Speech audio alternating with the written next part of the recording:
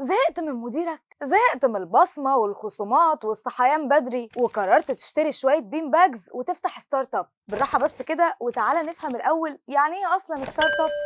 الستارت اب هي شركات ناشئة أو شابة اتأسست لتطوير منتج أو خدمة فريدة أو فكرة مبتكرة وتقديمها للسوق بحيث تكون جذابة جدا للعملاء وما تتعوضش. الابتكار والاختلاف في السلعة أو المنتج أو الخدمة هو أبرز حاجة بتميز أي ستارت اب، أو ممكن كمان تكون بتعالج أوجه قصور كبيرة في المنتجات الحالية في السوق. الستارت اب بتبدأ كفكرة بتكاليف وإمكانيات محدودة جدا، وبعدين بيبتدي يدور المؤسس أو الفاوندر إنه يدور على مجموعة من المستثمرين أو رؤوس الأموال، وده لتحقيق بداية حقيقية أو نقلة للستارت اب. ف69% من الشركات الناشئة أو الستارت ابس بيبدأ شغلها من البيت أو من جراج البيت، و40% بس من الشركات بتبقى قادرة تحقق أرباح. وللأسف 90% من الستارت ابس دي بتفشل تماما، وهحكي لك ليه كمان شوية. بس خلينا نقول الأول إن أكتر دولة فيها ستارت ابس حوالين العالم هي طبعا الولايات المتحدة الأمريكية ب 63703 شركة، ووراها الهند ب 8301 شركة، وبعدها بريطانيا أو المملكة المتحدة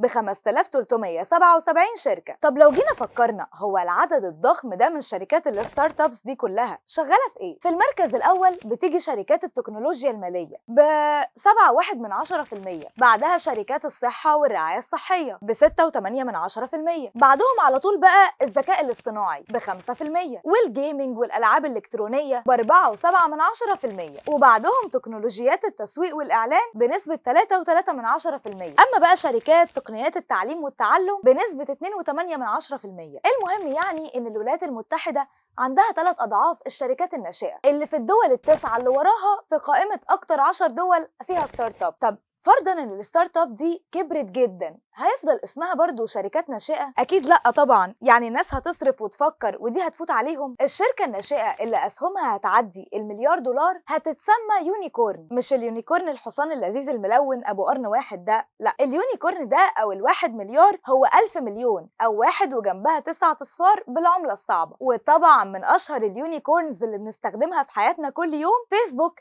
امازون، ابل، نتفليكس، جوجل، علي بابا. طب تسألني بقى ازاي اعمل ستارت اب ناجح وابقى مليونير او ملياردير والعب بالفلوس لعب كده؟ والله هقولك ان في استراتيجيات مهمة جدا لازم تحطها في بالك وانت بتعمل ستارت اب قبل ما تتسرع وياخدك حماس الشباب وتنزل تشتري دستة البين باج مع جهاز البلاي ستيشن وترابيزة البلياردو والبينج بونج. عشان تعرف الاستراتيجيات دي بقى اعمل لايك وشير وفولو واستنى الحلقة الجاية.